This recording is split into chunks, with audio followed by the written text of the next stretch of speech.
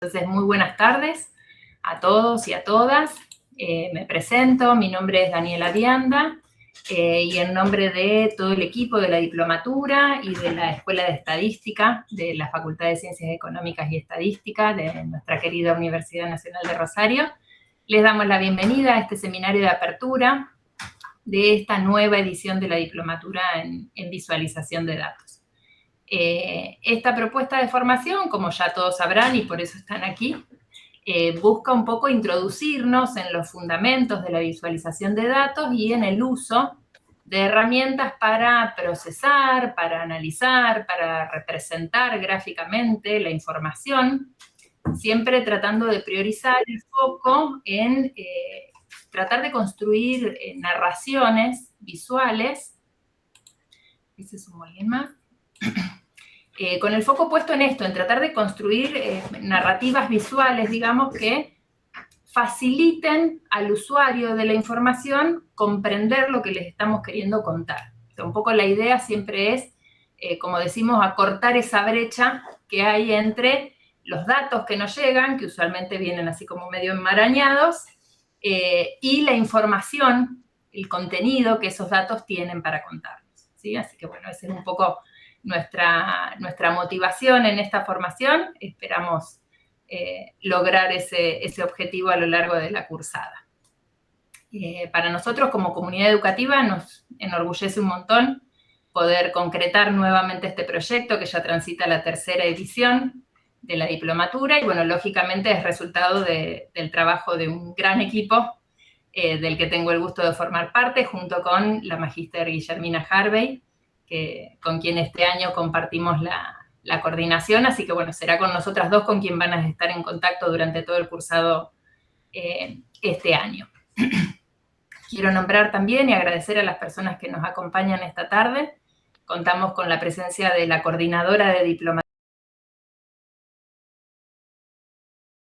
de la facultad, Marisa Boitía, a quien le agradecemos un montón que se haya sumado para acompañarnos este ratito, y por todo el apoyo para poner en marcha, digamos, este proyecto este año nuevamente. También les dejo el saludo del director de la Escuela de Estadística, quien no pudo sumarse esta tarde, pero también nos envía una cálida bienvenida. No lo vi entre los asistentes, pero si anda por ahí, contamos también dentro del cuerpo docente de la diplomatura con el magíster Marcos Prunello, que este año nos acompaña como docente, pero fue uno de los creadores, uno de los fundadores de este programa, así que gran parte de todo lo que vamos a transitar este año se lo debemos a su trabajo, así que le agradecemos muy especialmente también a él. También tenemos entre los asistentes algunos de los docentes que nos van a acompañar este año, así que también a ellos les agradecemos la presencia y haberse sumado nuevamente a esta propuesta. Y bueno, finalmente a lo que todos vinimos hoy, que es a escuchar a nuestro orador de la charla de hoy, que es Andrés Enikovsky, espero haber pronunciado bien el apellido. Andrés es diseñador gráfico dedicado a la visualización de datos y diseño de interfaces, actualmente diseñador de visualizaciones en visualizando.ar y anteriormente en Infobae y en La Diaria. Lidera también el proyecto de visualización de cargos públicos, cargografías.org. Hoy busca aplicar la comunicación visual en causas con impacto social mediante visualización de datos y activismo digital. La charla que hoy nos va a compartir se titula ¿Por qué visualizar? Así que bueno, estamos súper agradecidos, Andrés, de que nos acompañes nuevamente para este seminario de apertura de esta nueva edición de la diplomatura. Enseguida te doy la palabra, pero antes quería recordarles a los estudiantes que cuando termine la charla, por favor, no se desconecten. Nos vamos a quedar charlando un ratito sobre algunas cuestiones operativas para ya el inicio del cursado, ¿sí? Así que bueno, ahora sí, Andrés, te paso la palabra cuando vos quieras. Bueno, muchas gracias.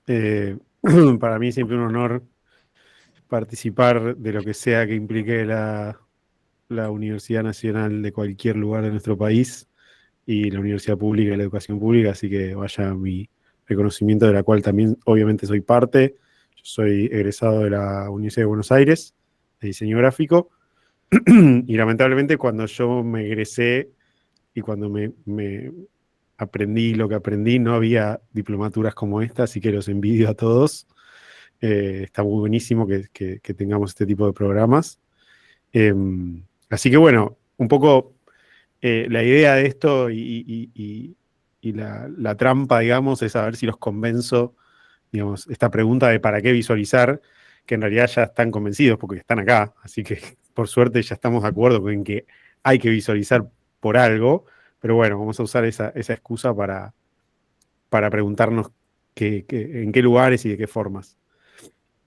Eh, Tengo acá abierto veo algunas caritas y también veo el chat. En cualquier momento que quieran interrumpir o tirar alguna idea o alguna pregunta, lo que sea, si se animan al micrófono, denle, y si no, lo escriben ahí en el chat. Y si se me pasa, me avisan, pero no tengo problema, digo, pueden esperar también al final a hacer todas las preguntas, vamos a tener un ratito, pero no tengo ningún problema si se les ocurre algo que quieren interrumpir, casi como si estuviéramos en una aula eh, en persona, en la vida real. Bueno, un poco ya lo conté, soy diseñador gráfico y devenido en visualizador de datos medio por ganas, porque me gustó siempre el tema de infografías, porque me puse un poco viejo también, y el mundo del motion graphics, en el cual trabajé en mi juventud, ya me quedaba un poco, me quedaba un poco lejos, así que me dediqué más que nada a la visualización de datos hace un poco más de 10 años que ya vengo casi exclusivamente trabajando de esto, o intentándolo, sobrevivir en este mundo, pero acá estamos.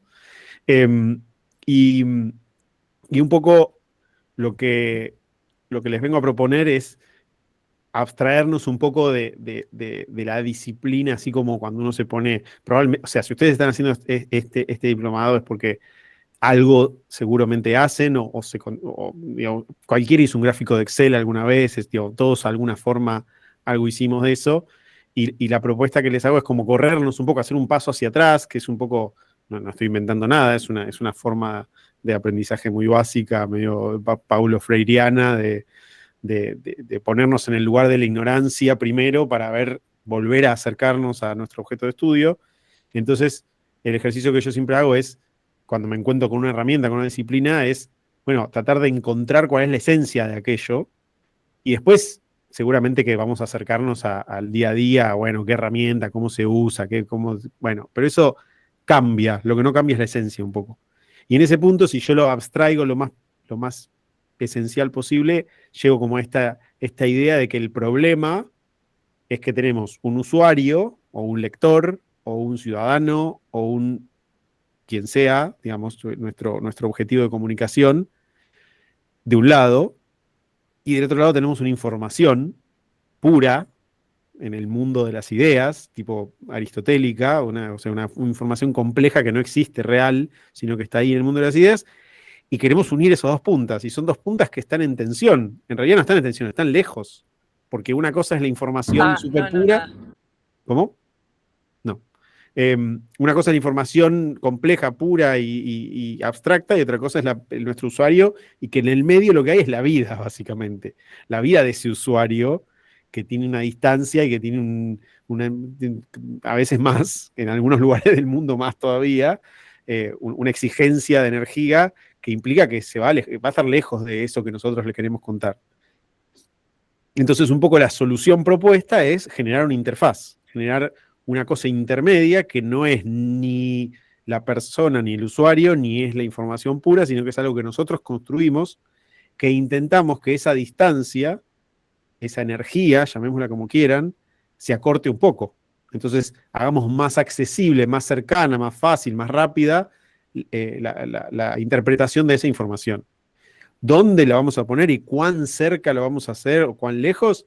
Bueno, eso es algo que también tenemos que decidir nosotros, porque en algún punto, pongamos un ejemplo, un semáforo es una interfaz, una visualización de datos, ¿por qué no? Es una interfaz, es una simbología, tiene color, tiene forma, tiene tamaño, tiene ubicación, tiene contexto, tiene todas las cualidades que tienen nuestras visualizaciones de datos en general, pero tiene una característica, y es que es muy simple.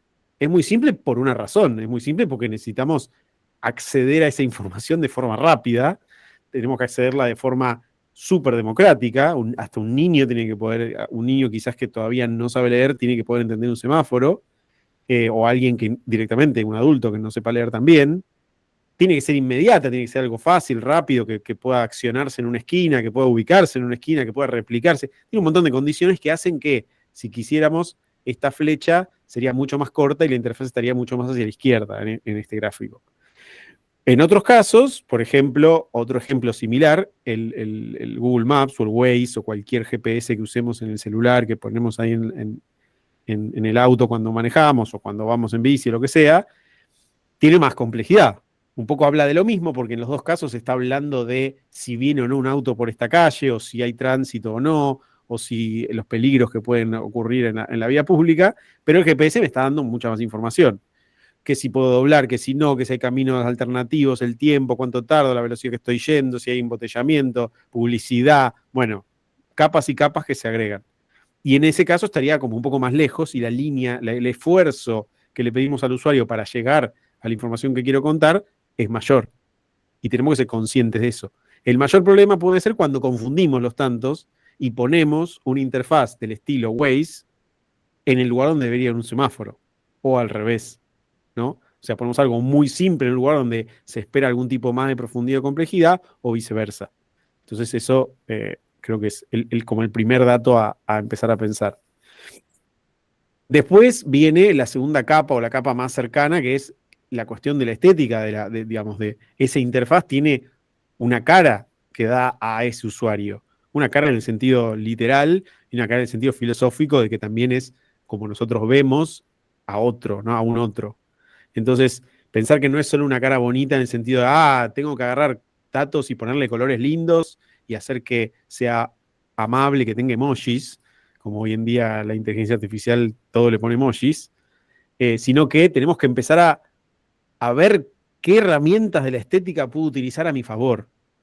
No sé si conocen esta gráfica, es un clásico del mundo de las visualizaciones. Tenemos como todos los que andamos en este mundo tenemos como una fijación con ¿no? Como, no sé, porque la otra vez pensaba y decía, debe haber muchos más parecidos, pero es como que nos gusta, hay un poquito de folclore. Este es hay dos cosas acá. Este gráfico es un gráfico muy utilizado para la docencia de esto, y además el autor de este gráfico es un gran visualizador, fue un gran visualizador de todo, un pionero además. ¿De qué se trata esto? Alguien de los que no conozca, si lo conocen, bueno, no spoileen. Alguien de los que nunca vio este gráfico, ¿se anima así, a simple vista, a decir que ve, que hay, qué puede estar pasando, de qué se puede tratar esto? Cualquiera, ¿eh? Vale tirar cualquiera, no hay examen acá, todavía no estamos en etapa de evaluación de nada. ¿Qué dicen? Hagamos el ejercicio ese que les propuse antes. Corrámonos del diseñador o el estadista o lo que sea que sean ustedes del lado que vengan y pongámonos en la persona que está viendo algo visual. ¿Qué es esto? ¿Qué hay acá? ¿Qué me encuentro? ¿Hay una línea gruesa? ¿Hay una línea más fina? ¿Qué más? Vamos, alguien se tiene que animar. ¿No? Me dejan de garpe, che. Bueno, Están comparando cosas. Sí, está comparando dos cosas. Bien, esa aproximación que hace Florencia, que parece obvia y básica, es fundamental. Si no arrancamos por ahí, si no arrancamos aproximándonos a lo que sea que nos afrontemos de una forma lo más inocente, si se quiere, posible, es la aproximación como la que van a hacer nuestros usuarios. Así que es un ejercicio muy importante ese, para mí por lo menos. Sí, Lucía. Hola, ¿cómo va? Buenas tardes primero. Hola. Sí, yo iba a decir como proyecciones. Proyecciones, bueno, fíjense cómo de pronto empezamos a pasar un paso más adentro y decimos, bueno, está comparando dos cosas. Bueno, pero también podría estar proyectando, algo está pasando de izquierda a derecha, ¿no? Fíjense cómo ahí ya empieza a operar una cosa que no está en esta gráfica, que es nuestras competencias lectoras. Nosotros somos lectores en general, lectores de imágenes o de gráficas o de textos, leemos de izquierda a derecha, porque somos una cultura que lee de izquierda a derecha. Entonces ahí ya empieza a operar algo interesante, y es que nosotros si vemos de izquierda a derecha y si vemos esto como una especie de gráfico, suponemos que algo pasa de izquierda a derecha, que el tiempo pasa de izquierda a derecha, también por nuestras capacidades culturales, para arriba suele ser algo que crece, ¿no? Un poco en el mundo entero, porque las cosas crecen para arriba, salvo las plantas rastreras, la mayoría de las cosas crecen para arriba. Comparativa de temperaturas de distintas ciudades en un periodo de tiempo, dice Adriano, mucho más metido adentro.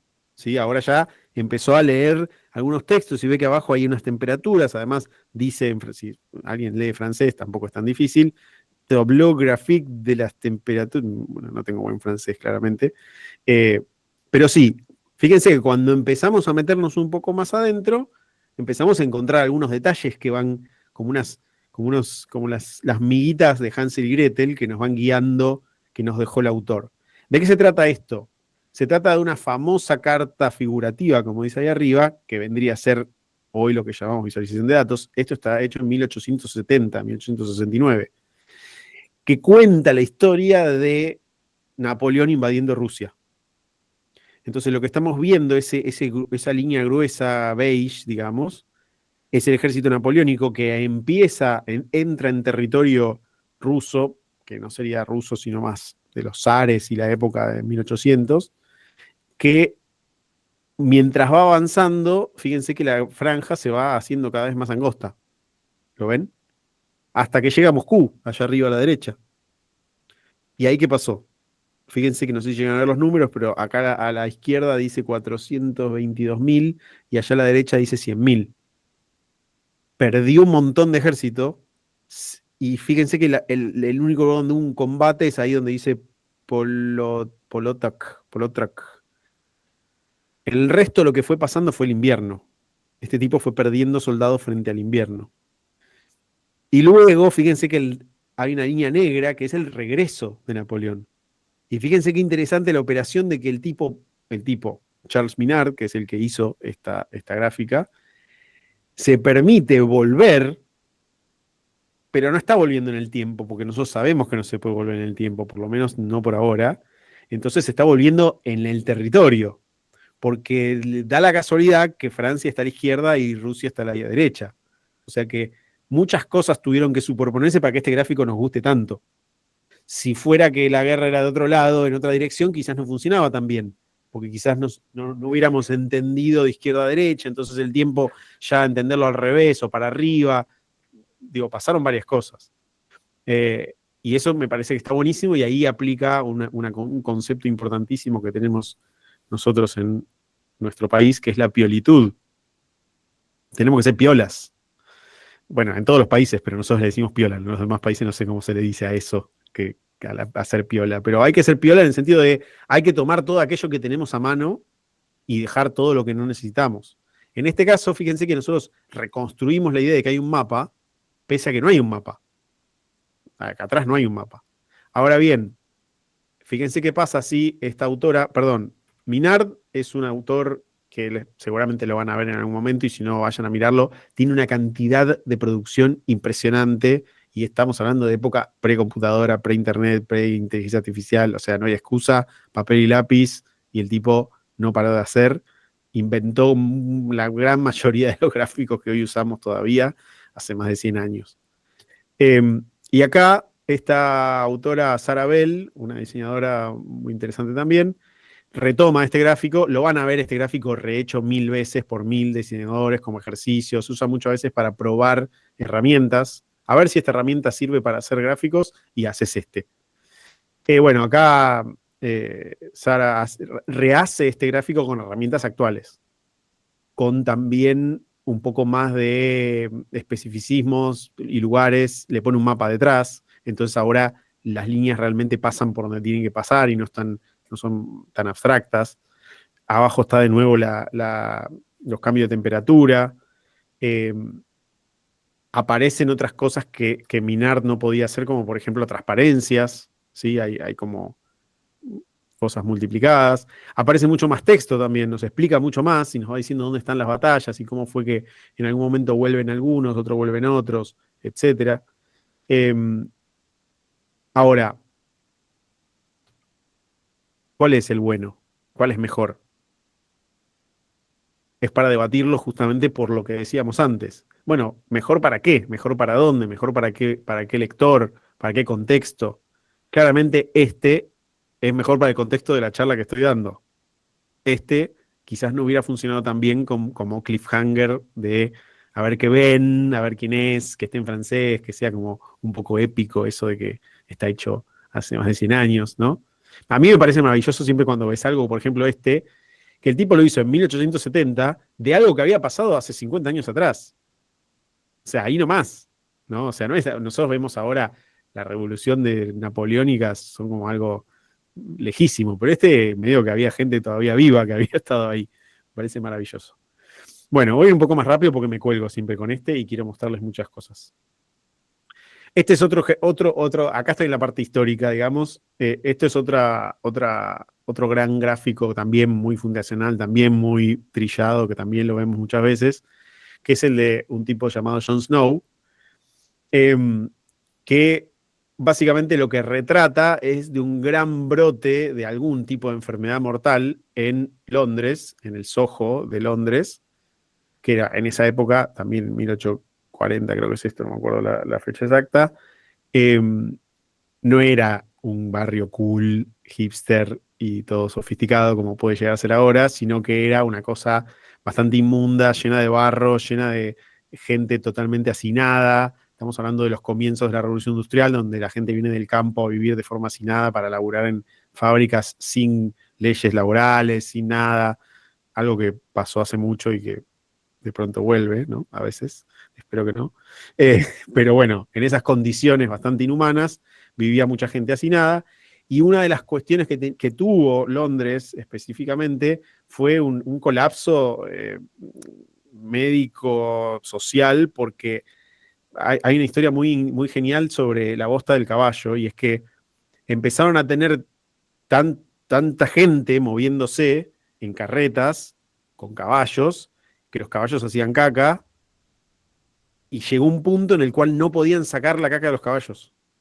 Porque para sacar la caca de los caballos había que tener más caballos, con más carretas, porque ¿cómo sacabas? Entonces llegó un punto en que era una cuestión de geométrica, ¿no? Como que se empezaba a acumular y bueno, entonces eso también un poco motiva empezar a usar el uso del tren y el subte como medio de transporte para personas, que originalmente no lo era, originalmente era para el telegramas, para el correo, para las minas, pero bueno, nada, ese tipo de cosas. Y en este caso lo que vemos acá es que con la ayuda de este mapa que hacen, que pongámonos en ese lugar, no era un momento en donde ver un mapa a vuelo de pájaro como esto que estamos viendo acá era algo común, sino que se junta la idea de la agrimensura, los mapas, con un tipo que va puerta por puerta, y ahí se ven esas liñitas negras, que son como pequeños gráficos de barras, que te muestran cuántos muertos hubo en cada una de las casas, en cada uno de los conventillos. Imagínense algo parecido a lo que fue el San Telmo y la Boca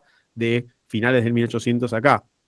Todos hacinados, viviendo en conventillos llenos de gente, y de pronto había una cantidad de muertes significativa. Entonces el tipo empieza a investigar, y si se fijan ahí en el medio que dice pump, que es la bomba de agua básicamente, lo que hacen es inhabilitan la bomba, le sacan la manija. Acuérdense, la bomba esa, la de típica de que una palancota así que empujás, le sacan la manija y empiezan a decaer las muertes. Ellos no sabían todavía porque no se había descubierto toda la cuestión, pero era cólera básicamente. Tenían ese pozo estaba filtrando, un pozo ciego estaba filtrando el agua que sacaban para tomar, y se estaba muriendo de cólera, de histeria y todas esas enfermedades. Si van ahora a esa esquina, hay un bar que se llama Jon Snow, y si van al cementerio de las afueras, creo que de las afueras de Londres, ahí está la manija de la bomba, que la pusieron en honor al señor Jon Snow, que un poco le brindan eso. Entonces, ¿qué es lo interesante de esto? Que de pronto se cruzan varias disciplinas que no estaban conectadas en ese momento, y que cuando se cruzan empiezan a generar nuevo conocimiento y empiezan a generar este momento de eureka de, mirá, si te muestro esto junto con esto, concluyo algo que no había concluido antes. Y eso es un poco lo que nosotros tenemos que lograr. Si nosotros logramos eso, la pegamos. Ese es el momento que tenemos que lograr. Y un poco también por más que nada en nuestra época, en donde quizás probablemente le estemos hablando a un público mucho más grande del que originalmente necesitaríamos, porque muchas veces no le podemos hablar al nicho, sino que hablamos, tiramos para todos lados. Entonces acá está esto que yo propongo de no hace falta saber, pero sí entender. No hace falta que yo haya leído, no sé si acá en la audiencia hay gente que venga de letras o que venga de sociales, que probablemente leyeron 18 de Brumario, un libro gigantesco que cuenta toda la historia desde la vista de Marx sobre las revoluciones napoleónicas. Yo no lo sé, no lo leí, pero entendí eso que me contó el autor. Entonces, esto de no sé, pero entiendo. Me gusta lo de recorrer con el dedo, que era algo que se hacía cuando era la gente anciana como los que nacimos en los 80s. Todavía recorríamos un mapa con el dedo. Ahora ya no, porque si recorres el mapa con el dedo se mueve, porque las cosas tienen touch. Pero bueno, en otra época, antes de las pantallas touch, uno recorría con el dedo, que hoy todavía lo hacen los niños cuando recién aprenden a leer, porque hay una cuestión de que el dedo te comunica a tu cuerpo y le dice, acá está lo importante. Digo, hay una cuestión corporal también. La estamos perdiendo un poco, pero está. Entonces, por ejemplo, que no es mío, es un gráfico que siempre me gusta porque tiene una característica que a mí me parece interesante, y es que cuenta que si yo voy recorriendo con el dedo, digamos, esta historia que está contando acá, cuenta la historia del siglo XX. ¿Cómo la cuenta? Esto es un medallero. El ancho de cada una de estas franjas son la cantidad de medallas de oro o plata que recibió cada equipo de cada país en los Juegos Olímpicos, ¿sí? Entonces, si se fijan, horizontalmente tenemos todos los Juegos Olímpicos, 1912, 1920, 1924, donde se hizo cada Juego Olímpico, y el ancho de cada una de estas franjas es cuántas medallas recibieron. Lo que me parece interesante de esto es que de pronto vemos primero la Primera Guerra Mundial, después vemos la Segunda Guerra Mundial, no hubo Juegos Olímpicos en esos lapsos. Vemos, por ejemplo, ahí se ve la que dice Nazi Germany, que es justamente la Alemania nazi, que arranca con los Juegos Olímpicos, después de los Juegos Olímpicos de Los Ángeles, pero los Juegos Olímpicos son en Berlín, los de 1936, que son los famosos Juegos Olímpicos nazis con la bandera y todo. Y después, bueno, empieza la invasión a los otros países y se desata la Segunda Guerra. Pero fíjense cómo de pronto la geopolítica de todo el siglo XX aparece contada con un dataset, digamos, con una información que no es la esperable. Si yo tengo que contar la historia del siglo XX, no lo hubiera elegido las medallas olímpicas. Y sin embargo, este autor encuentra esa cruce y nos cuenta esa historia. Nos cuenta, por ejemplo, después en 1980, en plena Guerra Fría, cómo se hacen las Olimpiadas en Moscú y todos los aliados a Estados Unidos no van. Y cuando a los 4 años se hace en Los Ángeles, al revés. Ven ahí que se ve como esas 2 flechitas que están ahí arriba. Nos cuenta cómo... a ver, espera, yo puedo cerrar esto. Si yo cierro esto... Acá está. Volvió el puntero, eso me faltaba. Bueno, entonces acá nos va mostrando cómo de pronto se unifican las Alemanias, después la Unión Soviética deja de llamarse Unión Soviética, se llama Equipo Unificado, después se llama Rusia, aparece China, y un montón de historia que de pronto como un relato a través de otro. Y eso a mí siempre me gusta porque a veces uno va directamente a buscar, a ver, tengo que hacer una visualización de datos sobre variables socioeconómicas, entonces voy a buscar el NINDEC, ¿no? Voy directo a la fuente. A veces hay que ir a buscarlo a otro lado, hay que ir a contarlo a través de otra historia que quizás me lo cuenta mejor o me la cuenta de forma más original. Por ejemplo, que me pareció también fantástico, y es que directamente buscan la evolución de individuos asociados a política dentro de Wikipedia, o sea, dentro de lo que hoy podríamos llamar la enciclopedia más grande que tenemos, accesible. Y acá lo que te está contando en realidad es cómo la historia de Occidente está contada desde Occidente, ¿no? Fíjense que es como que los políticos de hasta el año 1700 eran todos de Inglaterra, que es esto azul. ¿Por qué? Porque lo contaban ellos. O sea, siempre que cuenta, fíjense China, que obviamente que tiene 5000 años de historia más y seguramente que tiene mucha más política, pero ni nos enteramos porque nadie habló de ella. Y después acá aparece, ¿qué pasa? En esta época, Revolución Francesa, entonces el verde oscuro aparece Francia y toma protagonismo. Mientras tanto empieza a aparecer el protagonismo desmedido, a mi forma de verlo, de Estados Unidos, que aporta un montón de individuos asociados con política, pero sin embargo no aporta demasiado en cuanto a los pensadores que nivelan eso. Nada, me gustó de nuevo cómo podemos encontrar una forma de contar una historia que es medio compleja a través de alguna métrica que podamos medir, que en este caso cuenta dos historias a la vez, ¿no? Cuenta la historia de estos casi 600 años y también cómo la sobrerepresentación de ciertos sectores tiene que ver con quién los cuenta, ¿no? Ahora vuelvo para otro lado, me voy para pensar también en cuestiones de contexto. Ahora justo estamos en época mundialista, así que esto me viene al pelo. Esto es de hace varios mundiales, 2 mundiales por lo menos, ¿no? Sí, 2018. Y esto es un ejercicio que me habían convocado del gobierno de la Ciudad de Buenos Aires para tratar de usar los datos abiertos que ellos tienen, un poco para que la gente sepa que existen y para que sepa y para que los valore o porque entienda por qué básicamente se gasta plata en eso. Y en este caso lo que hice fue mostrar cómo en los días que jugó Argentina, el comportamiento del pasajero de subte cambió muchísimo. Entonces acá atrás, si ven la línea punteadita, esto es el promedio mensual típico de cuánta gente hay pasando por los molinetes del subte, y la línea azul es el día del partido. Entonces fíjense que acá está la previa, ¿no? Como que de pronto mucha más gente lo usa un poco antes. Después en el momento del fútbol casi que no hay pasajeros moviéndose. Y cuando terminó el partido, que encima en ese lo habíamos ganado 2-0, me parece, hay un pico de gente viajando, que encima la mayoría viajan al nodo Obelisco, que es donde más nos gusta a los porteños ir a festejar o quejarnos de cualquier cosa. Pero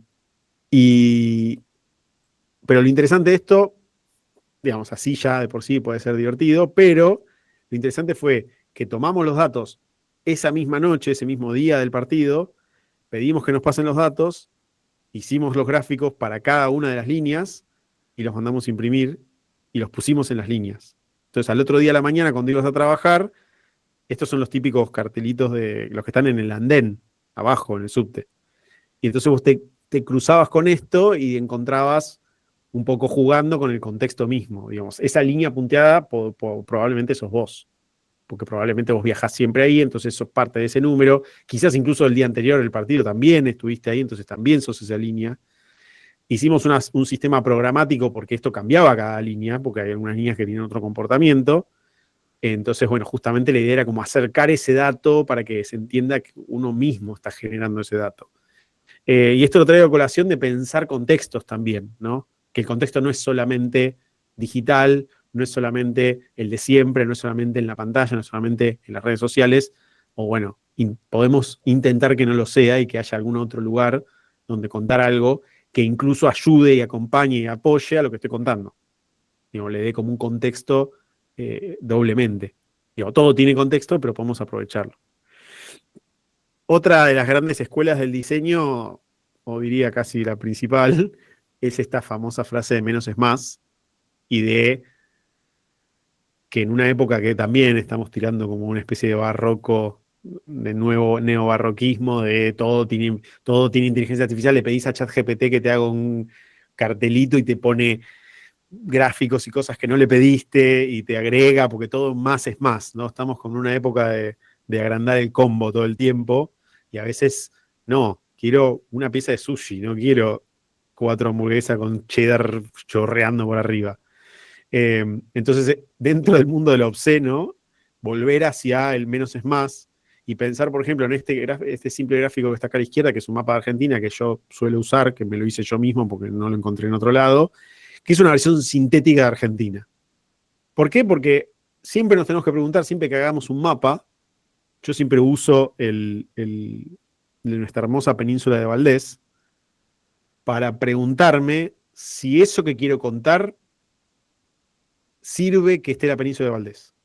Sirve ver el detalle de la curvita de la península de Valdés para contar la tasa de dengue por provincia, como en este caso. Y probablemente no, porque no es que en realidad ni siquiera haría falta poner las provincias, podría poner una tabla directamente. Pero pongámosle que quiero usar un mapa porque me lo exigen. Ok, entonces, si no necesito ese nivel de detalle, no lo pongo. y puedo sintetizar, simplificar, hacerlo más fácil de ver, hacerlo más sintético, que mantenga el reconocimiento de las provincias, que pueda reconocer dónde están las provincias, que pueda reconocer su relación de peso y superficie, que no perder eso, pero no agregar datos innecesarios y curvitas y líneas y laguitos o el río salado o lo que sea. Del lado derecho, más simpleza todavía. Este es un mapa del chamamé, que me parece fantástico. Perdón.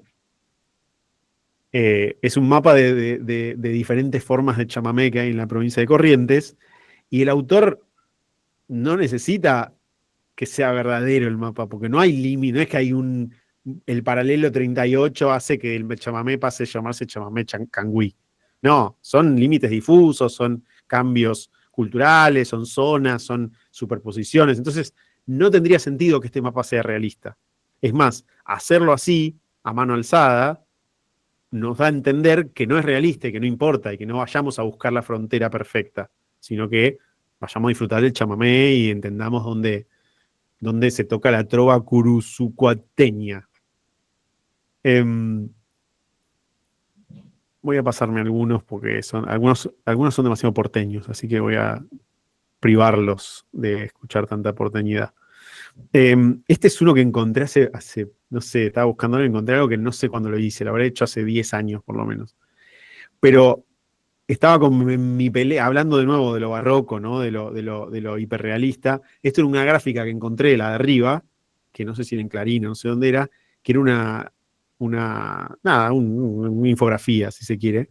Entonces hice el ejercicio de qué pasa si lo traduzco a lo más sintético posible, sin perder la esencia. Digo, el de arriba era un gráfico de barra, ok. El de arriba era un gráfico de torta, ok. Y creo que estamos todos de acuerdo que el de abajo es más entendible, ¿no? Y que puedo entender un poco de qué es lo de arriba, que algunos casi que no se entienden. Pero también, especialmente para los centennials acá presentes, se pierde el disco del teléfono, que no creo que hayan visto uno funcionando alguna vez, pero a las otras personas que tenemos una década más quizás, el lo recordamos. Ahí veo que algunos se acuerdan. Era lo más. Entonces, digo, de nuevo, la pregunta, ¿cuál está bien? ¿El de arriba o el de abajo? Bueno, primero, siempre vamos a responder casi como politólogos, es más complejo. Pero segundo, también depende también de quién es ese lector, de qué nivel Yo creo que el de arriba no está bien, pero puede haber un intermedio. Digo, el de arriba llega a un punto en el cual casi que no se entienden los gráficos. Pero puede haber un punto intermedio donde no me vuelva una cosa sintética y fría, sino que tenga algún atisbo de, bueno, escúchame, el teléfono de Entel está ahí en el recuerdo social, qué sé yo. Volviendo a ese ejercicio, acá hice esto es un ejercicio mío, propio. No sé si conocen el personaje de Capusotto ese que hace gran observador de nuestra cultura, don Capusotto, y el amigo, ¿cómo se llama? Saborido, que es ese que dice, hice un tema súper profundo, tipo Spinetta, y vendí 3 discos, y después hice uno todo chabacano, con una mina medio en bolas, qué sé yo, y llené 3 River. Hay algo de eso también en lo que nosotros hacemos. Si yo hago un gráfico como el de la izquierda, que es un histograma puro, donde, no sé si se acuerdan, no sé cuándo fue, el año pasado, fin de año pasado, que había una discusión, no, porque alguien se puso a discutir en Twitter y eso ya genera que la Argentina entera discute de una pavada, como el tema de los usos horarios de la Argentina, que no son tan una pavada, no solo porque estamos acá muy cerca del litoral y de este lado del uso correcto, pero los que están allá por Mendoza o Santa Cruz, especialmente ahora, con el tema del gas y todo eso, es un tema. Entonces, a la izquierda podemos ver un histograma puro de cantidad de población por cada franja de uso horario. Fíjense cómo está lo densa que es nuestra franja que compartimos, porteños y santafesinos. Estamos todos ahí, estamos todos amontonados ahí en ese sectorcito. Pero después hice una versión un poco más amigable, un poco más linda, un poco más simpática, un poco más para discutir un poco más, para jugar un poco más. Y la realidad es que lo probé. Tuiteé uno, tuiteé el otro, y el primero tuvo 3 retweets y el otro llenó 2 River. Bueno, lo mismo que le pasa a Capusotto. Es más exacto el izquierdo. es verdad, porque un histograma es correcto, se puede comparar. Pero en el derecho me agrega otras cosas. Me agrega, por ejemplo, entender que la provincia de Buenos Aires tiene varias ciudades grandes, que está Santa Fe como ciudad, que está Rosario, que está Entre Ríos, ver cómo aparece Misiones, que uno la tiene muy pensada geográficamente como si estuviera arriba nuestro, y en realidad está bastante metida del lado brasilero uruguayo. Bueno, nada, de pronto aparece otra información que, aunque no sea exacta y no sea perfecta, cuenta un poco otra historia, ¿no? Esto es un artista que se los recomiendo, que se llama Barely Maps, que sería casi map o apenas mapas, y hace este ejercicio como de abstraer mucho. El de la izquierda, por ejemplo, es un gráfico de todos los campos de golf de Miami, y los muestra mostrando solamente la formita de, no sé si es el green o si es todo el campo de golf. Tengo 0 golf, así que no tengo idea. Y el de la derecha muestra estas parecen constelaciones, pero en realidad son las 5 ciudades más importantes de cada uno de los estados de Estados Unidos. Que a nosotros no nos significa nada porque probablemente no conocemos ni más de 3 ciudades de Estados Unidos, que las típicas, pero probablemente ellos, que estén más familiarizados, les signifique un poco más. Pero sin embargo también está bueno cómo busca un lugar, digamos, cultural del tema de la astronomía, en este caso, y de cómo se configuran esos grupos de ciudades. Después, me gustó, que es un experimento que hicieron de hacer lo que llaman heatmaps, que son mapas de calor, pero en vez de aplicarlo a lo que se suele usar un heatmap, que es un mapa, o sea, no sé, zona donde hay más pozos petrolíferos o zona donde hubo más manifestantes o lo que sea, en este caso aplican el concepto de heatmap a la tapa de los diarios. Y además, lo que quieren mostrar es en qué zona de la tapa del diario se concentraron más las notas con respecto a cambio climático. Lo cual ya es un doble juego, porque heatmap habla de calor, zonas de calor, cambio climático, o sea, hay como un juego metafórico, si se quiere, y un juego simbólico, literal, de ver dónde están. Y después esta animación la hice yo ven que acá voy pasando de año, y podemos ir viendo cómo las notas empiezan estando abajo y terminan estando arriba. Que es básicamente lo que estamos viviendo, que al principio, hace 10, 15 años, era, bueno, cambio climático, no pasa nada, y ahora es todos los días, se inundó no sé dónde, catástrofes, etcétera. Super Niño y todo eso. Y después no olvidarnos que en realidad visualizar también se lleva muy bien de la mano de visibilizar, que parecen medio sinónimos, pero a veces no lo son. A ver,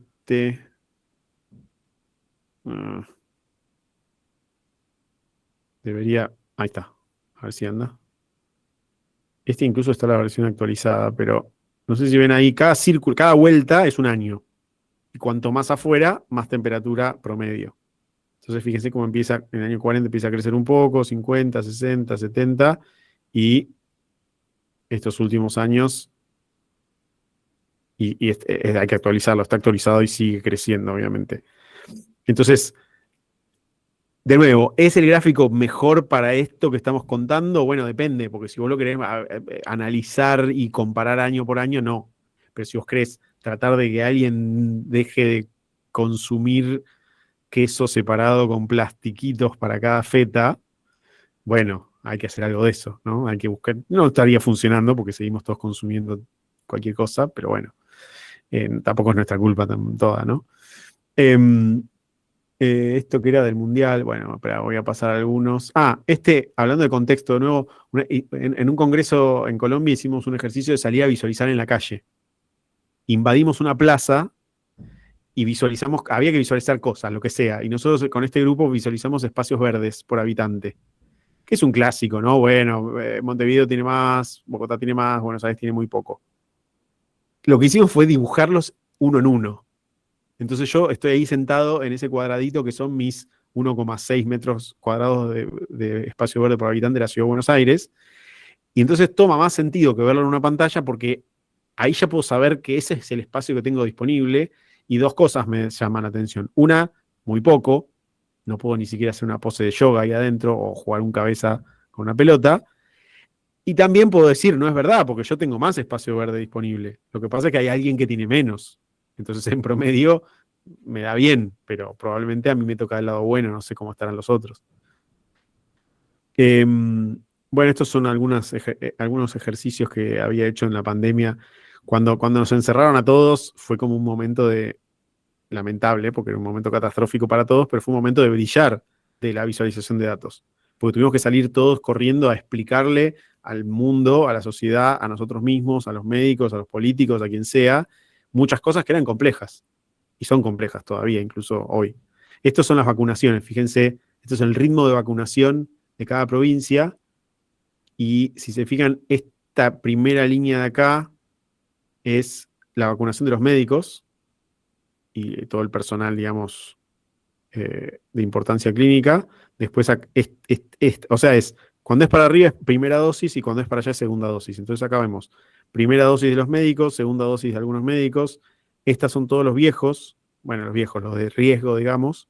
Esta primera tanda, primeras dosis.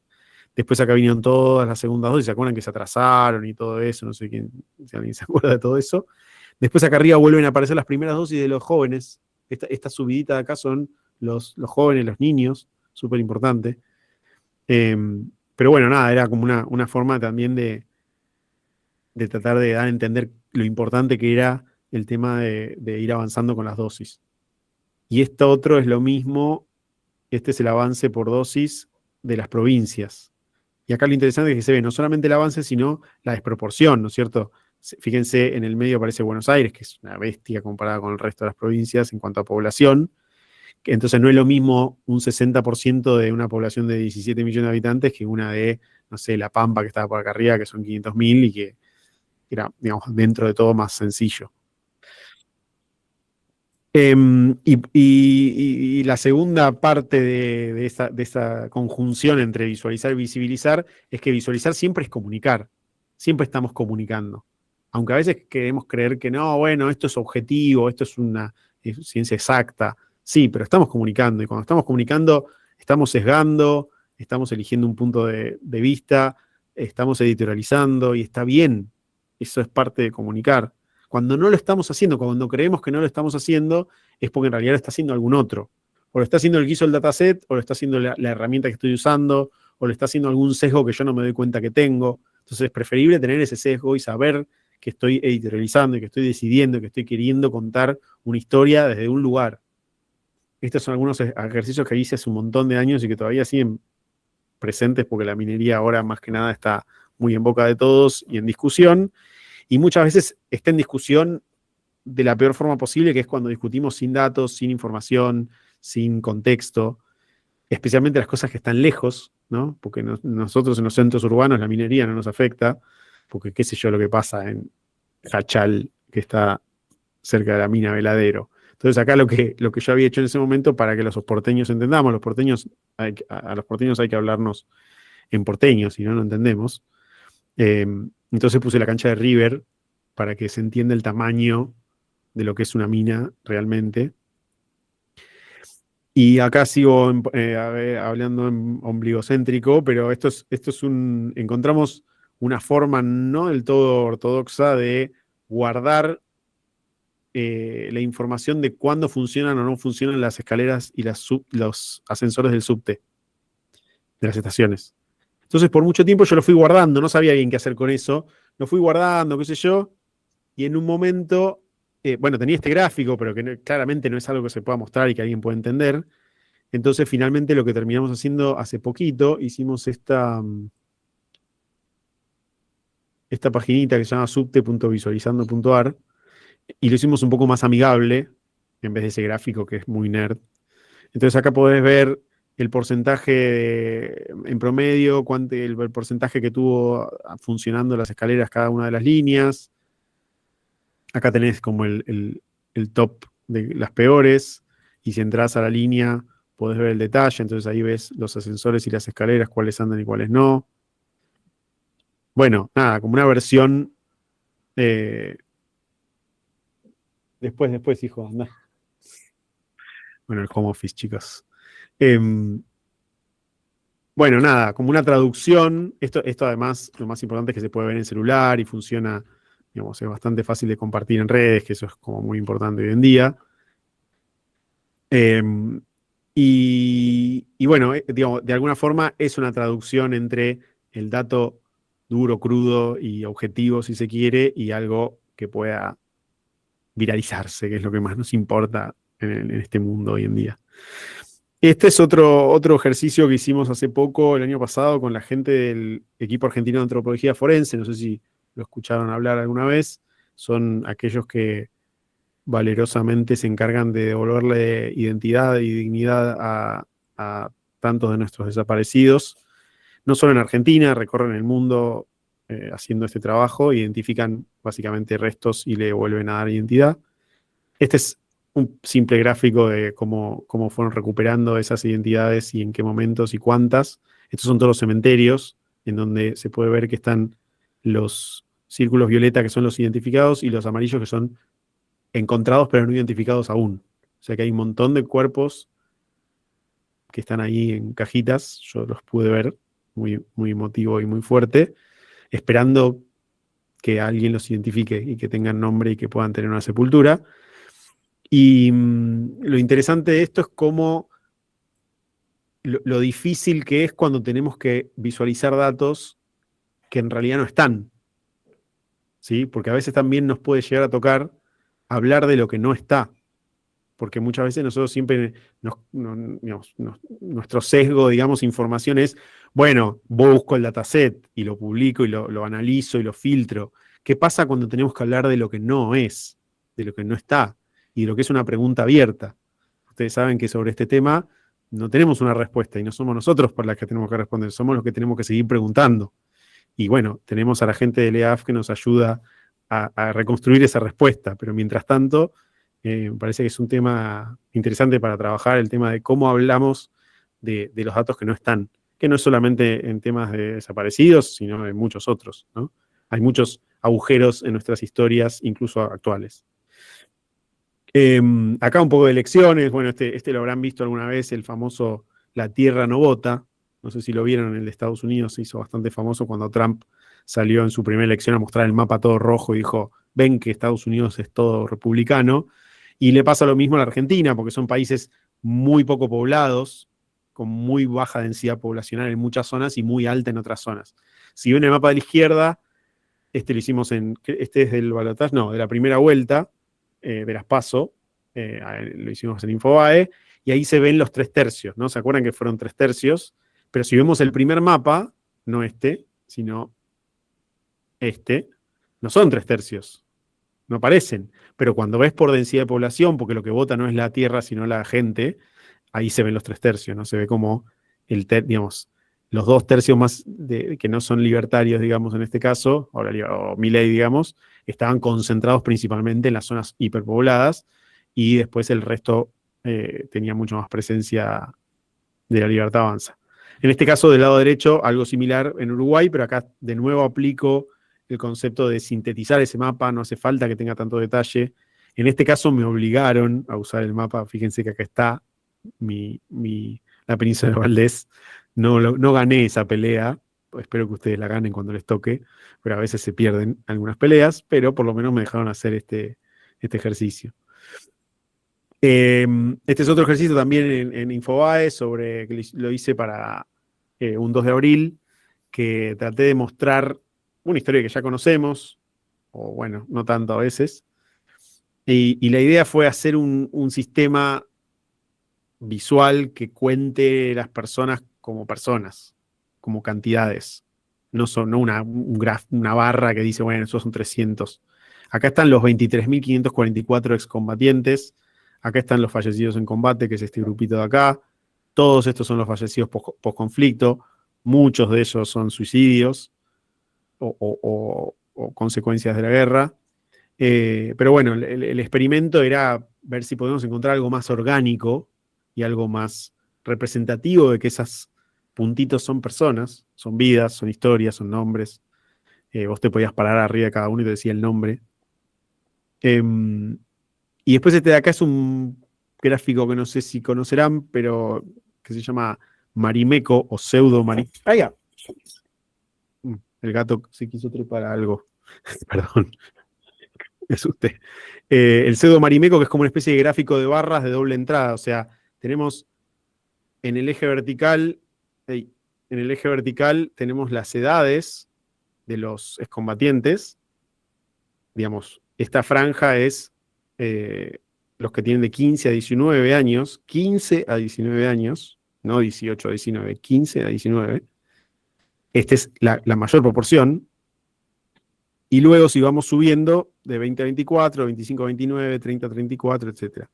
Y en el otro eje tenemos la división proporcional de si son conscriptos y voluntarios, oficiales y suboficiales, o civiles y otros. Entonces es como una especie de cuadro de doble entrada donde si vemos las superficies de esos cuadrados, tenemos el resultado de lo que queremos contar. Esto es algo genial que encontré hace poco del censo del 1895. Esto está hecho a mano por vaya uno a saber quién. Esto es para que no nos quedemos en que solo se hace con ChatGPT y tecnología de punta. Esto está hecho a mano miren lo que es. Me encanta cuando todavía coexistía algo tan hermoso y sintético como este gráfico, o como este de acá, o como este histograma de acá de las ciudades, de los países, perdón, y esto que está acá arriba.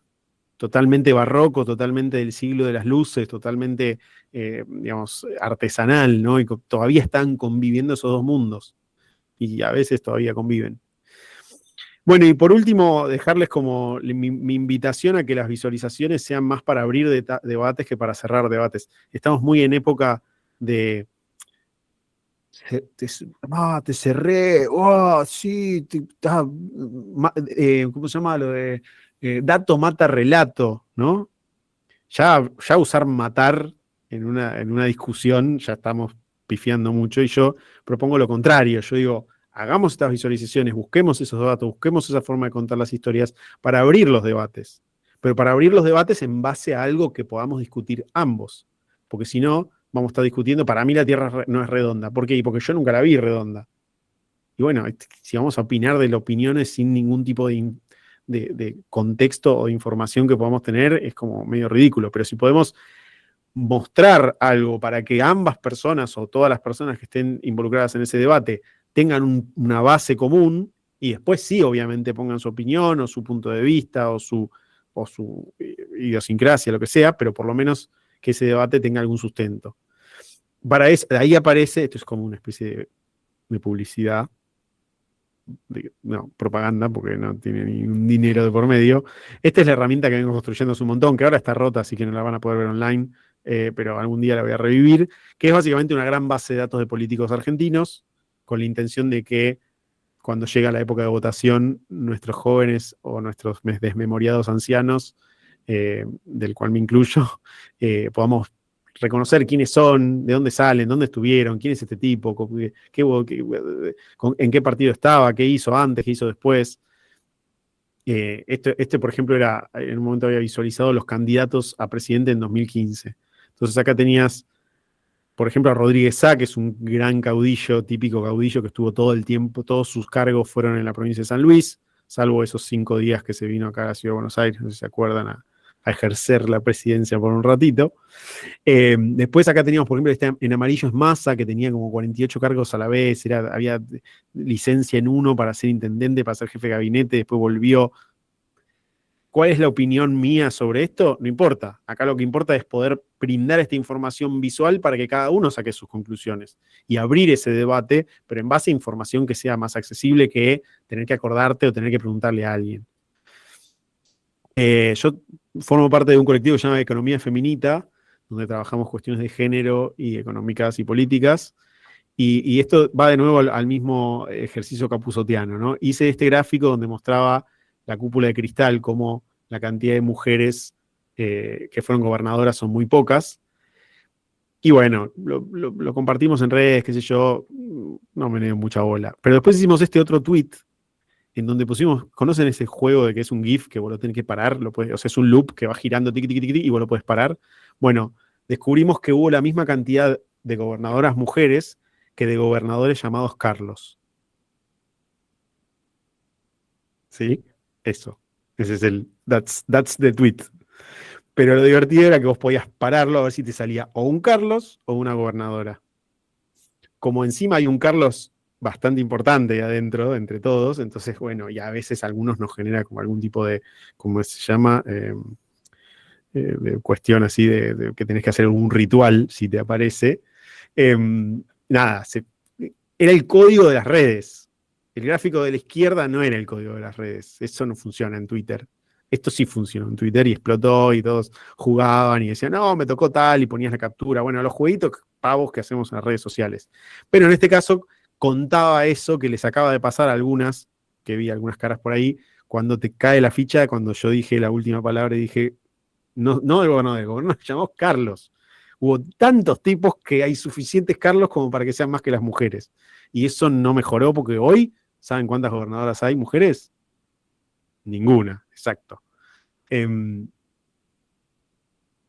Bien, voy a pasar algunos porque es mucho. Bueno, esta es una aventura reciente que hicimos. Alguien se acercó a decir, che, no, Flybondi no puede ser, ¿cómo cancelan los vuelos? Qué sé yo. Hicimos una paginita que scrapea, digamos, toma los datos de las páginas de los aeropuertos y muestra. Acá estoy pasando más a la etapa de ejemplos y de darles incentivo a que hagan cosas y que rompan todo. Esta página te muestra los vuelos. Mira cuántos cancelados que hubo hoy. ¡Wow! 17 vuelos cancelados. Espero que nadie haya tenido que viajar en Flybondi hoy. Pero bueno, vos vas mirando acá y te va mostrando. Ah, bueno, está bastante en problemas Flybondi. Me parece que está a punto de cerrar, ¿no? Está medio ahí en el borde.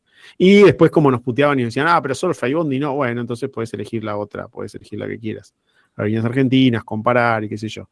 Lo divertido de esto es que nos mandaron una carta documento, que es la que está acá. Los señores de Flybondi nos dijeron, porque originalmente se llamaba flybondi.fail. Y nos dijeron, no pueden usarla para Flybondi porque es nuestra y está mal. Entonces dijo, ¿cómo no? Y le pusimos Failbondi. Y eso fue peor porque ahora cuando buscas Flybondi te aparece Failbondi, lo cual no les convenía tanto. Se hubieran quedado con el nombre y iba mejor. Pero bueno, cosas que pasan del marketing.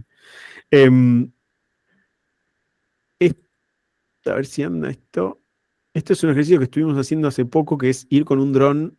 Algo que me apasiona mucho es el tema de la urbanidad. El 90% de la población argentina vive en ciudades. Así que somos un país, de los países grandes, somos el país más urbano del mundo.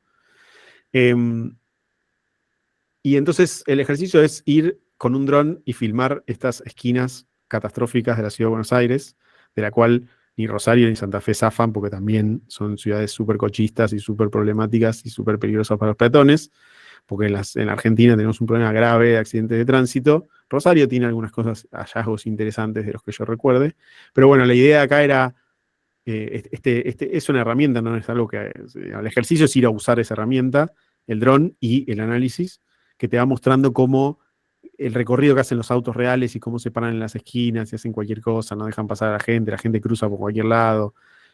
No porque tenga la culpa, sino porque, claro, le pusieron esta es la estación de subte, y fíjense que la escalera sale para acá, pero la senda peatonal está acá. Entonces el diseñador decidió que la persona tenía que dar la vuelta y hacer esto. ¿Qué hace la persona? No hace eso, cruza por acá y hace lo que puede para sobrevivir.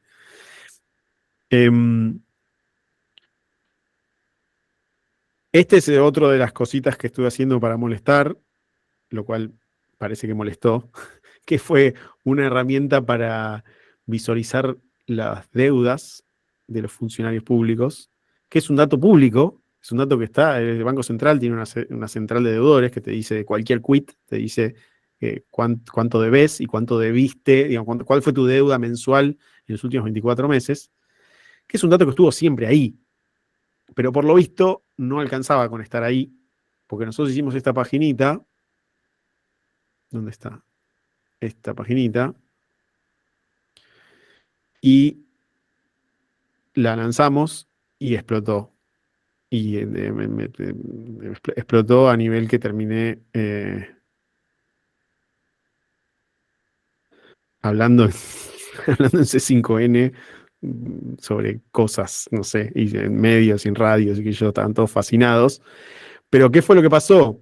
Pasó que muchos empezaron a entrar. A ver, la página lo que hicimos es Vos entrás, buscás un funcionario y te dice su deuda, su situación crediticia, que es algo que ya está en el Banco Central. Lo que pasa es que el Banco Central no te lo muestra en un grafiquito, no te deja buscar por nombre, no te muestra cuál es el cargo.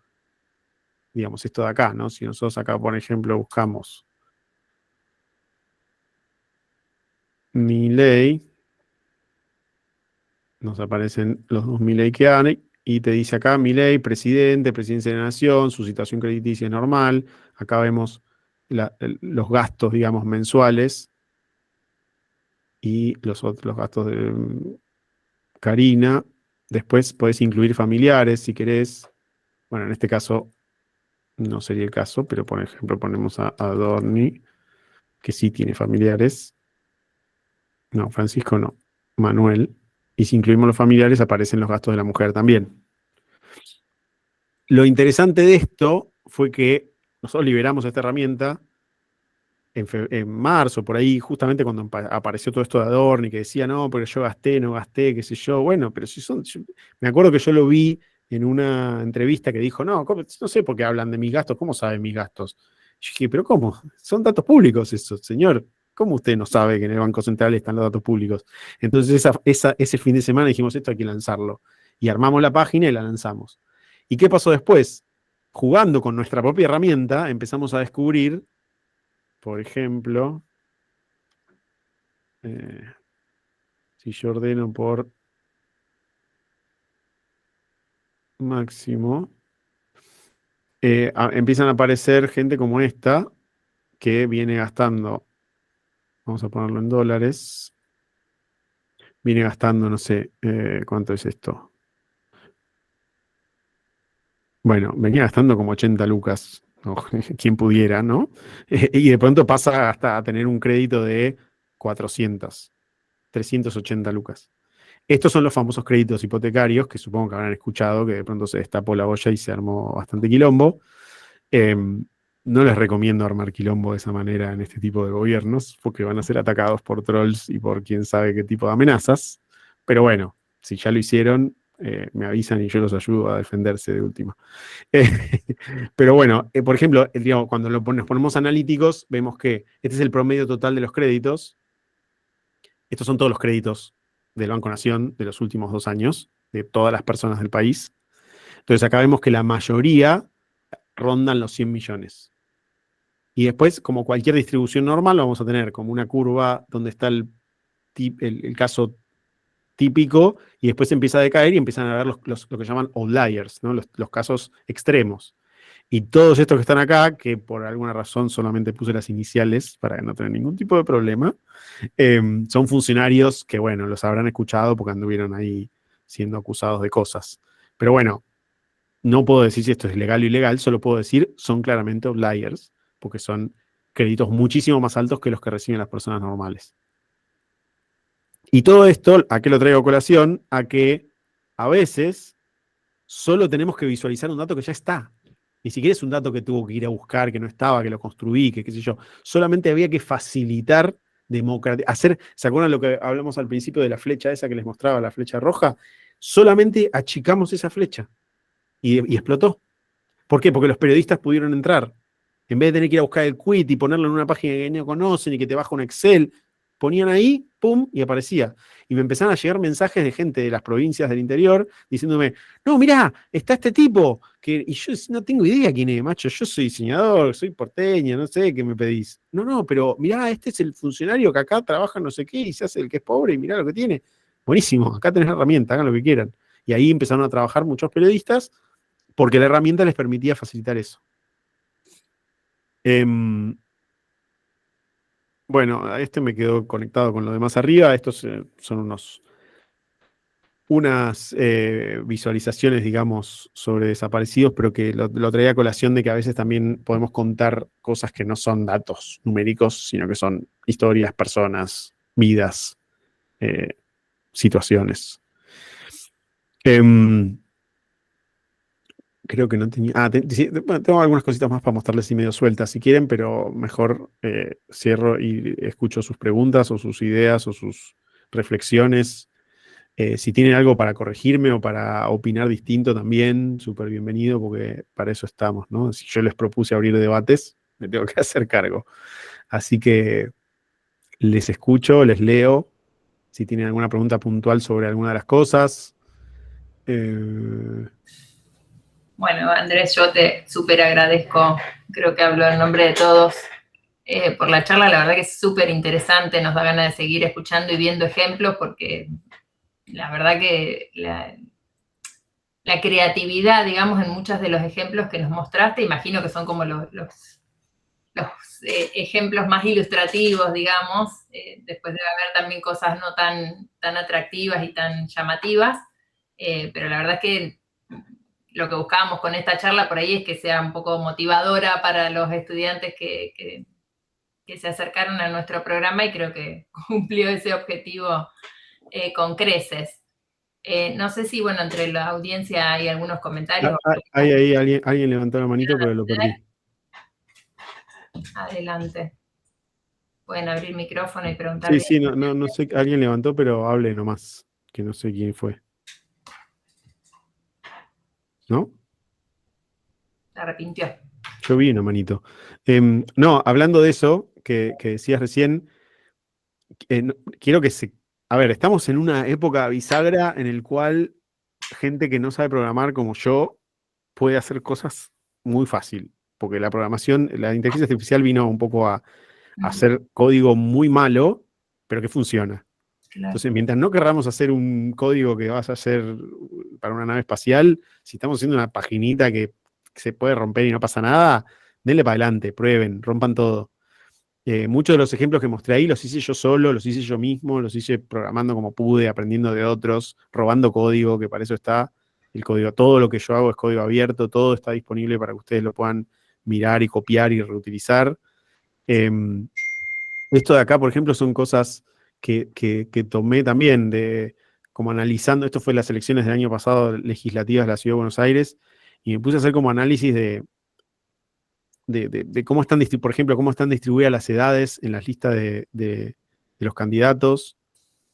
Y es sorprendente porque son cosas que están ahí, o sea, el dataset está ahí, porque tenés los DNI, con eso sacás la edad o la fecha de nacimiento, digo, como que no es algo del otro mundo, pero que no se ve mucho, ¿no? Como que está muy disponible y que podemos, digo, no es muy complejo lo que tenemos que hacer para ir a mirarlo, o dónde viven. Por ejemplo, este de acá es donde viven en la Ciudad de Buenos Aires cada uno de los candidatos. ¿Y cómo sé dónde viven? Porque sé dónde votan. ¿Y cómo sé dónde votan? Porque me metí en la página para ver dónde votás y puse sus DNI uno por uno, 170, y bueno, me armé un mate y estuve un par de horas y hizo. Lo podría haber hecho scrapeando con código súper, y sí, pero no sé hacerlo, así que le dediqué unas horas y acá está. Y después otro que encontré que La Nación había hecho una entrevista a todos los candidatos y le había preguntado como sobre 10 temas. Y como yo no iba a analizar de 17 candidatos 10 párrafos cada uno, le tiré todos los párrafos a una inteligencia artificial y le dije, como no confío en las inteligencias, no confiamos, nadie confía en las inteligencias artificiales, pero le dije, analizá todos estos párrafos en base a estos ejes. Autoritarismo, libertarismo, izquierda-derecha, progresista, regresivo, progresivo, como los ejes yo se los planteé. Claramente la inteligencia artificial tiene un montón de sesgos, es una caja negra, pero como el sesgo es el mismo, porque se lo estaba aplicando a todos por igual, entonces no me importaba mucho, entonces se lo tiré por la cabeza y entonces hice este gráfico donde vos podés decir, a ver, ordename los candidatos por las, no sé, progresivo, regresivo y socialismo, capitalismo. Bueno, no hay sorpresa para nadie quiénes aparecen en el cuadrante capitalismo regresivo y quiénes aparecen en el socialismo progresivo, lo cual un poco confirma que más o menos coincide de alguna forma. Y no sé, más regulador, menos regulador. Hay algunas sorpresas también. No podríamos confiar en esto para hacer un paper, ¿no es cierto? Porque la metodología es bastante pobre, pero bueno, es lo que yo puedo hacer gratis un fin de semana en mi tiempo libre. Pero sin embargo, estas cosas, por lo menos, a veces despiertan chispas, ¿no? Como tirar una bengala y ver qué pasa, y que la gente discuta y que haya, bueno, de nuevo, abrir ese debate. ¿Cómo? Abrir los debates, como decías antes. Sí, a veces abrir ciertos debates que o no se están dando o se están dando a veces de formas muy pobres, y yo creo que nosotros podemos aportar ahí. Es decir, Claro, bueno, en vez de que sea como típica debate maniqueo de esto o lo otro, bueno, podemos aportar matices, podemos aportar contexto, algo de eso. tal cual. Che, me quedé con la que levantó la mano, pero no sé quién era. Sí.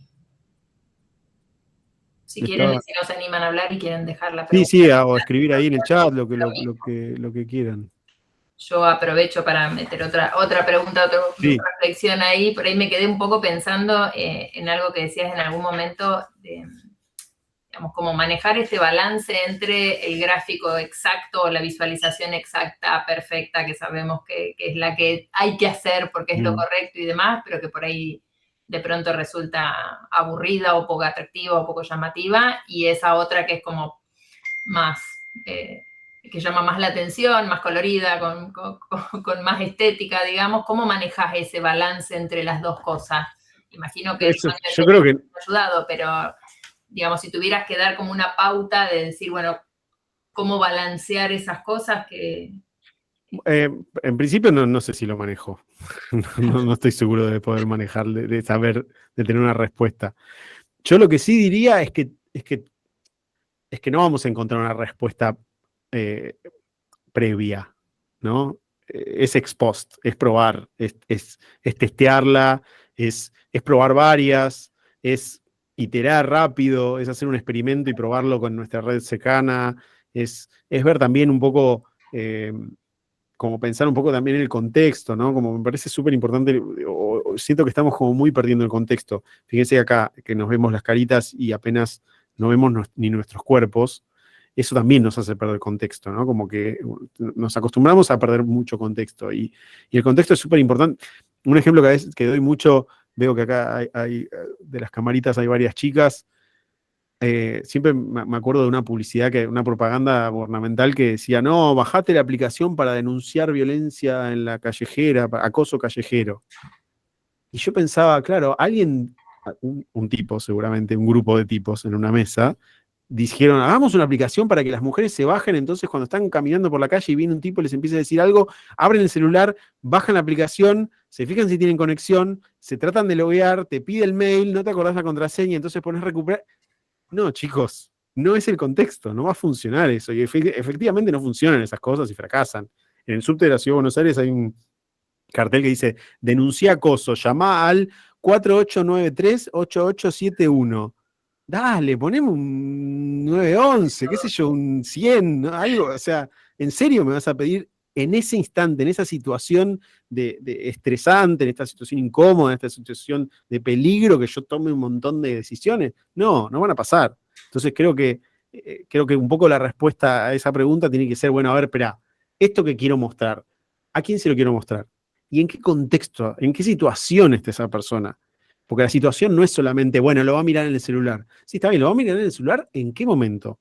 Lo va a mirar en el celular mientras esté scrolleando cualquier cosa, lo va a mirar en el celular mientras está levantándose a la mañana, mientras está en el colectivo, está nervioso, está relajado, no sé. Digo, por ejemplo, ya de por sí, si alguien ve algo en Twitter o alguien ve algo en Instagram, son dos situaciones distintas. Incluso la misma persona. Yo miro Twitter y miro Instagram en dos momentos distintos de mi mente, de mi alineación. Y ustedes seguro que también.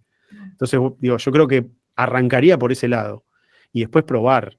Digo, no sé si queda, no sé si hay una respuesta. No vamos a tener la respuesta sin probar. Creo Seguro. que va por ahí.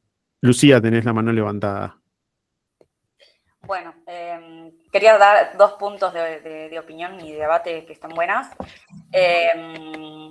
Bueno, yo trabajé mucho tiempo en call center y, bueno, algo que siempre me pasaba era de la gente diciendo, ¿cómo tenés mis datos? ¿Qué sé yo? Y, bueno, es justamente lo que vos marcaste, de que casi todos los datos son públicos.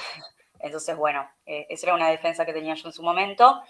Y después, por otro lado, motivo por el cual también estoy acá en esta diplomatura, me pasa algo muy loco en mi día a día, que cuando manejo las emociones o voy viendo qué onda mis sentimientos, soy de hacerme gráficos, de hacerme cuadros sinópticos, voy ubicando cada cosita, le doy como el porcentaje de importancia Mirá. mí visualizarlo así me sirve para tomar muchas decisiones. Por eso, no sé, la tiro para que Mirá, te sirve. es como, me gusta. Yo creo que cualquier herramienta terapéutica de revisión personal vale, digo, más allá de mis prioritos y principios sobre algunas que son pseudociencias o lo que sea, pero si nos sirve a nosotros mismos como análisis, yo creo que los gráficos, o sea, lo saqué un poco de la presentación porque no me entraba, pero yo uso mucho propuestas de gráficos que nos sirvan primero a nosotros, y eso un poco también responde a tu pregunta de recién. Hagamos primero o sea, primero quiero responderme la pregunta, primero tengo que tener la pregunta yo. Claro. A veces no yo, sino el emisor. A veces no soy yo el emisor. En estos casos, la mayoría de las cosas que estoy mostrando son cosas que yo hice por motu propio. Pero bueno, hay un montón de otras veces que viene un jefe y te dice esto. Pero la pregunta alguien la hizo. Sí. Primero la tengo que poder responder yo. Si no las podía responder para mí mismo, si ese gráfico no me responde a mí la pregunta, ya empecé mal, porque no sé si la voy a entender. Entonces, en eso que decía Lucía me parece súper válido. Digo, sí, usar los gráficos primero como herramienta y después como comunicación. Incluso, muchas veces, fíjense que en el que hablábamos de los deudores, hasta no sé cuánto vieron todo lo que pasó con eso de los deudores.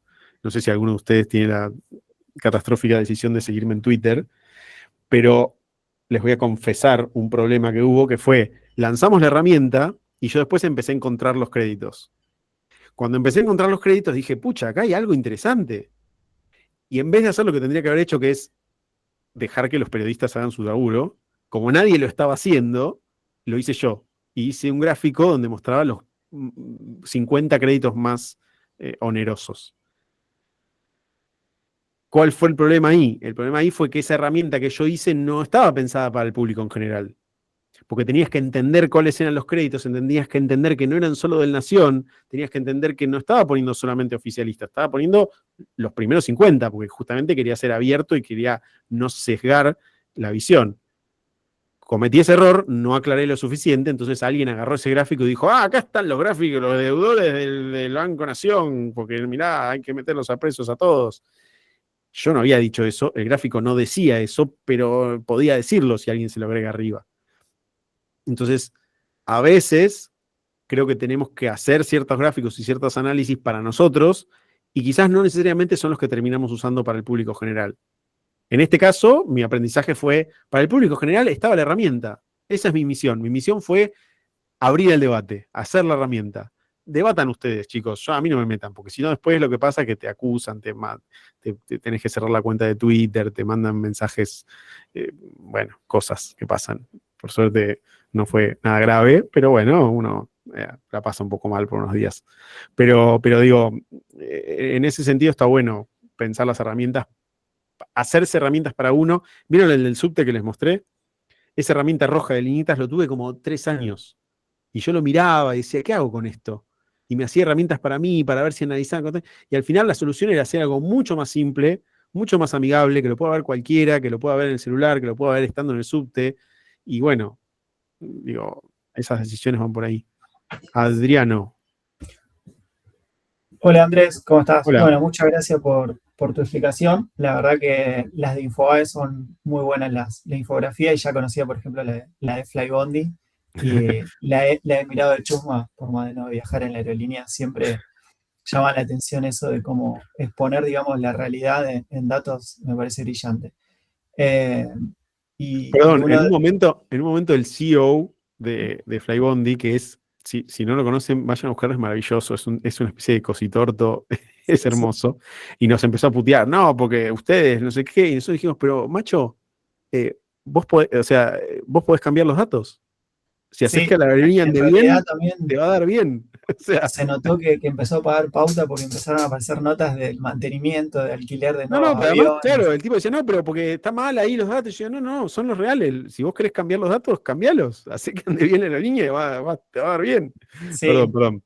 No, por favor. Y lo que por ahí con Adri Flecha trabajamos en una empresa en donde los datos siempre son una maraña y que los tratamos de trabajar, y cada uno de su área, ¿no? Pero lo interesante que viniste a plantearnos y abrirnos un poco la cabeza de cómo plantear dentro de una empresa de trabajar todo lo que afecta, la macro, cómo afecta esos datos de la compañía y de cómo podemos exponerlo y decir, che, sí, pueden hacer todos los planes que quieren, pero miren qué pasó en este periodo con estas determinadas condiciones que afectaron de determinada forma, ¿no? Eso me parece súper interesante. Y acá viene el mangazo. ¿Qué aplicaciones usás como para que sea más interactivo? La verdad que tengo como una guía valijita de MacGyver con muchas distintas. Igual, no te voy a spoilear porque no lo sé, pero seguramente que en la diplomatura van a tener un pasaje por un montón de herramientas distintas. Por ejemplo, lo que estamos viendo acá, que uso mucho y que les recomiendo bastante si les interesa un poco la programación, es esto se llaman observables, se llama, que son una especie de notebooks, los notebooks son básicamente, imagínense un Google Doc, que todos deben conocer, pero de código. O sea, es como un documento que está online y que vos pones código y el código se ejecuta y lo podés ver vos y quien sea que lo compartas. En este caso es esto, por ejemplo, acá tenemos todos los tweets de Milei desde 2016 y en adelante, y uno puede buscar una palabra clave. Tarda un poco porque son un montón de tweets. Y esto que estamos viendo acá, esto es código, y es código abierto además. Si yo cliqueo acá, veo el código. ¿Ven? Esta herramienta, bueno, está medio colgada porque son muchísimos tweets. Esta herramienta sirve como para prototipar, para hacer experimentos. Yo lo uso mucho para hacerme herramientas a mí mismo, como esta que estamos viendo acá, que no es una herramienta que no sirve más que para yo analizar cosas o encontrar algo, y que después puede evolucionar en una herramienta verdadera o en algo que, que se lo das a alguien para que lo codee o lo que sea. Lo que tiene maravilloso observable es que, así como es como una especie de Google Doc, también es una especie de lugar donde vos podés ir a ver lo que hacen los demás. Y como todo es código abierto, porque no hay otra forma más que sea código abierto, mirás el código de los otros. Y es maravilloso. Yo aprendí un montón así. Todo esto que estamos viendo acá es JavaScript principalmente, y también una librería que se llama D3, que es una de las grandes librerías de visualización de datos. Pero bueno, esto es a nivel bastante bajo en el sentido de que es código. Ahí está. Ahí se ven los picos en los cuales usa la palabra basura, que ahora parece que está muy contento usando mucho la palabra basura. Pero digo, como herramientas, después hay un montón de herramientas online más simples, Floris, DataWrapper, Rograph, que seguramente las van a ver, seguramente los profes se las van a pasar porque son las más usadas en general. Pero para hacer cosas así muy ad hoc, les recomiendo mucho que se hagan una cuenta en esto. Es gratis, todo gratis. Entonces vos, por ejemplo, venís acá y ven, estas son todas mis notebooks, por ejemplo. Acá están los de retweets de Milei, acá están los de las deudas, por acá abajo está el que les mostré antes. Entonces vos como que te vas metiendo, acá están viendo los míos, pero podrían buscar, qué sé yo, ponés acá y ponés, qué sé yo, COVID, y te van a aparecer, bueno, aparecen cosas que hice yo y cosas que no, y cosas de otros, y vas viendo lo que hacen los otros y te vas metiendo en los usuarios, incluso podés ver lo que hace algún otro usuario que te parezca interesante, y así yo aprendí un montón. Y también es un poco, vos podés comentarle a otros también, o sea, tiene algo un poco de red social en donde podés comentarle a otro, pedirle algo a alguien, hacer una copia, nada. No sé si respondí mucho a tu pregunta, pero la estoy evadiendo un poco también. Pero porque las chicas me dijeron que no teníamos que hablar de herramientas, así que yo cumplo. Ya Mirá vamos cómo a tener tiempo para ahí va, ¿viste? Es para que vuelvan, porque si decimos todo hoy, contamos después, todo hoy, ya está. claro. ¿Qué más? Perdón, Lucía, no, eran tus comentarios nomás, pero no sé si querías decir algo más o preguntar algo o alguien más. Con eso ya estaba. Bien, me gustó igual, me mojó la oreja un poco con eso de que debería hacer cosas para mi vida personal y hacer gráficos sentimentales. Me parece súper interesante. Pasa que yo, por ejemplo, bueno, estudio contador público, uso, bueno, obviamente todo lo que son números, qué sé yo, en lo que hago de trabajo administrativo, pero también tengo otro rasgo que hago siempre pintura. Entonces, como que la visualización para mí es importante. Me encanta. Si encontrás la solución a la salud mental a través de visualización de datos, me anoto en tu diplomatura, me vendría bien. Ojalá, gracias. Es el camino, es la búsqueda. ¿Qué más? ¿Algo más? ¿Alguna otra duda, pregunta?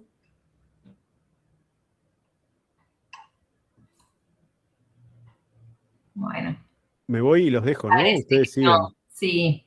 Sí. Bueno, si no hay más comentarios, Andrés, te volvemos a agradecer enormemente tu presencia, tu buena onda, la presentación que diste, la verdad que súper interesante. Bueno, va a quedar disponible en el aula para los chicos si quieren revisitarla y volver a escucharte. Bueno, y esperamos contar con tu presencia. Vamos a ver si organizamos algo. Ustedes ya saben, ustedes inventen algo y yo me Dale, tomo el tren y voy. Si todavía existe el tren y si no, no sé, voy carpooling. en otra Pero con gusto, con gusto. Siempre Rosario, siempre es muy visitable. Bueno, muchísimas gracias, Andrés. Te liberamos ya. Me retiro y bueno, que disfruten. Y me Andrés, cuentan cuando terminen. Ahí les dejé mi página, lo que sea. Igual le piden a las chicas si necesitan el Tienen contacto, lo que sí, quieran. Y cuando terminen, me cuentan a ver qué hacen. a ver qué salió. Dale. Dale. Abrazos.